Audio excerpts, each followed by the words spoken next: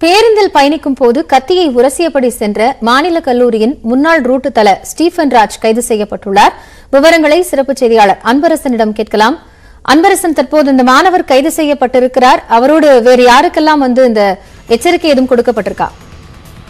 நிச்சயமாக காயத்ரி, பேருந்து பயணிக்கும் போது கத்திய தரையில் உரசியபடி சென்ற முன்னாள் மாநில கல்லூரியின் ரூட் தல தடுத்து கைது செய்யப்பட்டிருக்கிறார். குறிப்பாக 2021ஆம் ஆண்டு இந்த சம்பவத்தில் ஈடுபட்டுள்ளார். இதில் தற்போது அவர் கைது செய்யப்பட்டிருக்கிறார். குறிப்பாக மாநகர பேருந்தில் கோடம்பாக்கம் லிபர்ட்டி அருகே பயணித்த ஒரு நபர் கையில் கத்தியுடன் இருக்கும் வீடியோ சமூக வலைதளங்களில் சமீபத்தில் வைரலானது. இந்த புகார் இதனால் சமூக வலைதளங்களில் புகார் தெரிகிறது. இந்த புகாரின் அடிப்படையில் கோடம்பாக்கம் போலீசார் விசாரணை மேற்கொண்டனர்.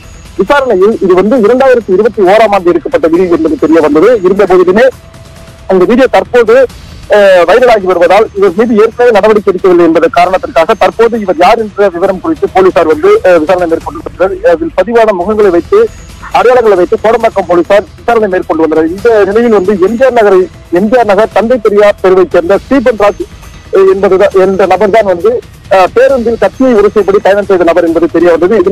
இந்த நிலையில் அவர் கைது செய்யப்பட்டார். கைது செய்யப்பட்ட நபரிடம் 3 பட்டாக்கட்டுகள் பறிமுதல் செய்யப்பட்டன. குறிப்பாக இவர் கடந்த 2021ஆம் ஆண்டு மாநில கல்லூரியில் படித்துக் கொண்டிருந்த போது அப்போது ரூட்டு தலையாக இருந்ததால் இவர் மாணவர்களுடன் சேர்ந்து பேருந்தில் கத்தியை உரசியபடி பயணம் செய்வது போலீசார் விசாரணை தெரிய வந்தது. இதனையடுத்து கைது செய்யப்பட்ட நபரை சிறையில் அடைத்திருக்கிறார். குறிப்பாக வரும் நாட்களில் பேருந்திலோ அல்லது ரயிலிலோ கொண்டாட்டம் என்ற பெயரில் மற்றவர்களுக்கு ஆபத்தை விளைவிக்கும் வகையில் இதுபோன்று கத்தி மற்றும் ஆயுதங்களோடு பயணித்தால் அவர்கள் மீது கடும் நடவடிக்கை எடுக்கப்படும் என சென்னை காவல்துறை கடுமையாக எச்சரிக்கை கொடுத்திருக்கிறது. காயத்ரி, நன்றி அன்பரசன், விவரங்களை வழங்கியமைக்காக.